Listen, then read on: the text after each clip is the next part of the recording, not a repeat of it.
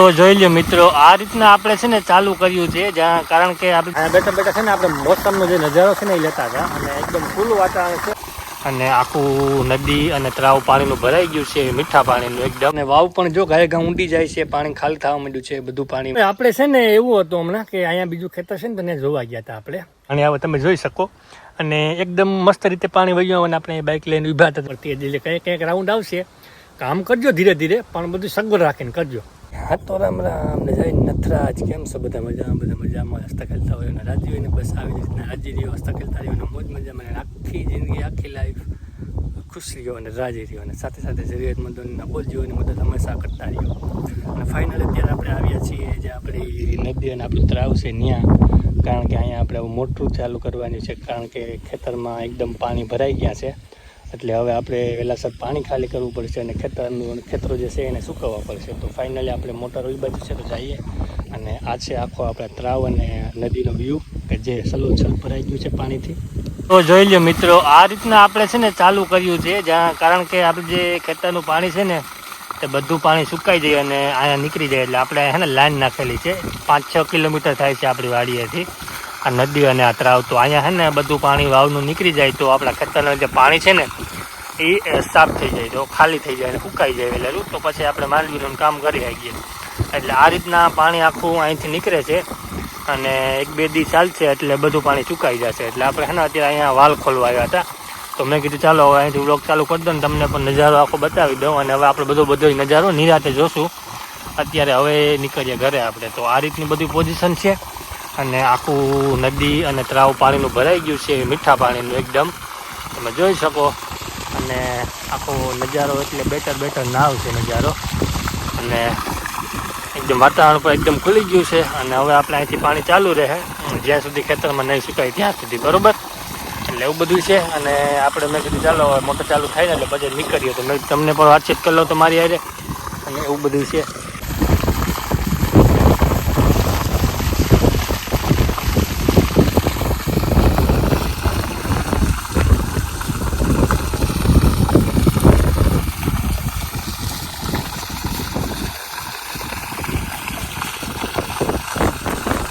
અહીંયા બેઠા બેઠા છે ને આપણે મોસમનો જે નજારો છે ને એ લેતા હતા અને એકદમ ખુલ્લું વાતાવરણ છે. અને આપણે મોટર પર ચાલુ કરવાની હતી તો વાટ જોતા હતા, તો કાંક ખોલી અને પછી જવાનું હતું. તો આ રીતના આપણે કાંક ખોલી નાખ્યો અને આખું વાતાવરણ તમે જોઈ લો. હવે આપણે જવાનું છે ઘરે, બરાબર? ફાઇનલી આખું વાતાવરણ છે, ફરતો નજારો. એટલે હવે નિરાતે આપણે જોશું ક્યારેક.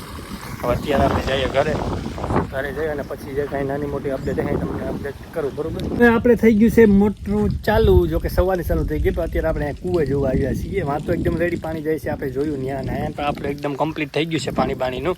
એટલે ફાઇનલી ચાલુ થઈ ગઈ છે. અને વાવ પણ જો ગાય ઘા ઊંડી જાય છે, પાણી ખાલી થવા માંડ્યું છે, બધું પાણીમાં નદીએ નીકળવા માંડ્યું છે. અહીંયા આપણે લાઈન ફિટ કરી દીધી છે, અહીંથી ડાયરેક્ટ પાણી ત્યાં જાય છે જે આપણે સવારે ગયા હતા જોવા ત્યાં. એટલે ફાઇનલી હવે પાણીનું કામકાજ આપણે જે નીકાળવાનું છે ફાઇનલી સ્ટાર્ટ થઈ ગયું છે. અને હવે ફટાફટ જમીન આપણી સુકાઈ જશે. અને હવે સુરેશ દાદા 2 દિવસથી કાલના વ્લોગમાં તમે જોયું અને આજે પણ સુરેશ દાદા 2 દિવસથી હવે દર્શન દે છે. એટલે ફટાફટ આપણે હવે જમીન સુકાવા મળશે અને આપણું કામ ફાઇનલી સ્ટાર્ટ થઈ જશે. જમીન સુકાશે એટલે રેસનું પાણી પર તમે જોઈ શકો. એટલે ધીરે ધીરે જેમ આપણો આ કૂવો ઊંડો જાય છે પાણીનો, તેમ આપણું જે પાણી છે એ સુકાવા માંડ્યું છે એકદમ, તમે જોઈ શકો. હવે અહીંથી હવે બંધ નહીં થાય, તમે જોઈ શકો. એટલે ધીરે જે કાલ હતું એના કરતાં ઓછું પડી ગયું છે. અને આપણે સવારે મોટર ચાલુ કરી દીધી, વહેલી ચાલુ કરી દીધી હોત તો કદાચ અત્યારે આપણે સુકાઈ ગયું હોત, પણ હવે જાગ્ય નથી સવાર, બરોબર?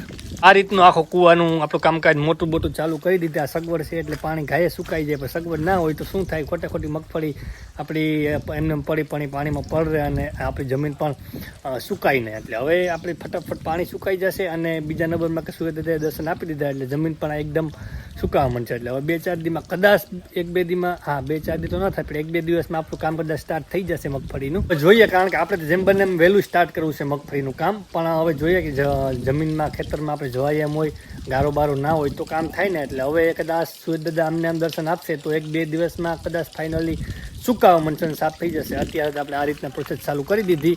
હવે આગળ જોજે ન્યૂ અપડેટ હે તમને ઇન્ફોર્મ કરતો રહો, બરોબર? મારા કલે જાઓ, આપણે પહેલાં પાણી પી લઈએ.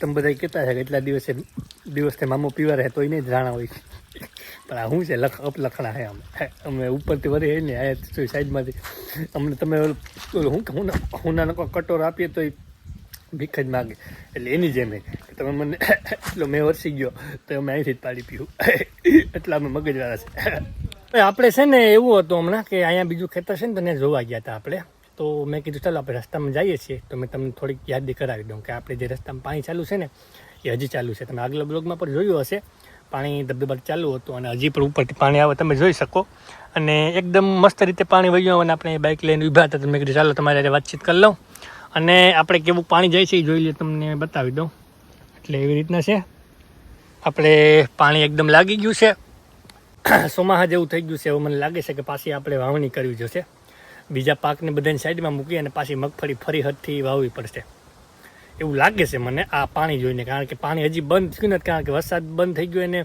લગભગ આજે ત્રીજો દિવસ છે એટલે આમ ધીમો પડી ગયો એને બાકી ઝીણો ઝીણો ચાલુ જ છે એટલે ક્યાંક ક્યાંક મામું આવે હાવ નથી જતા આટો મારી જાય એવું લાગે કે ભાઈ અહીંયા હજી કોરું મોરું રહી ગયું તો ન્યા વાર પાસે પલાળી જાય એટલે હાવ નથી ગયા મામો પણ આટો મારે છે ક્યારેક ક્યારેક તો અત્યારે આપણે પાણી ચાલુ જ છે એવું ને એવું તો મેં કીધું ચાલો તમને યાદી કરાવી દો અને બે ઘડી આપણે જોઈ લઈએ તો એવી રીતના છે અને પાણી ધબધબાટી ચાલુ જ છે જે માર્ગમાં રસ્તામાં એ કોઈને એમ હોય કે મામું વયા ગયા તો એ તમારી ના સમજ છે મામો હજી નથી ગયા મામો હજી નિરીક્ષણ કરે છે કે ક્યાં કોરું રહી ગયું હજી ક્યાં કોને મારવાના છે કોને હુવારવાના છે એ બધું નિરીક્ષણ કરે છે ઉપરથી એટલે કંઈક કંઈક રાઉન્ડ આવશે કામ કરજો ધીરે ધીરે પણ બધું સગવડ રાખીને કરજો હું પાછા પલા છે તો એક તો મરાય તો હાવ ગયા હે પણ હાવ હોઈ જાય પછી જરાય બેઠા નહીં થઈ ગયા આપણે બરાબર એટલે એવા સારું મેં કીધું ચાલો પાણી દેખાડીને તમને શોખપોટ કરી દઉં પછી કદાચ કાલ કોઈ મને કહે કે ભાઈ તમે કીધું નહીં ને આમ ને તેમ એટલે મારે તમને બધે યાર મારા પરિવાર છે તમને મારે જાણ કરવી તમને મારે કેવું એ મારી ફરજમાં આવે બરાબર એવું છે હાલો તો ઘરે જઈએ ને પછી જોઈએ આપણે કંઈ અપડેટ હશે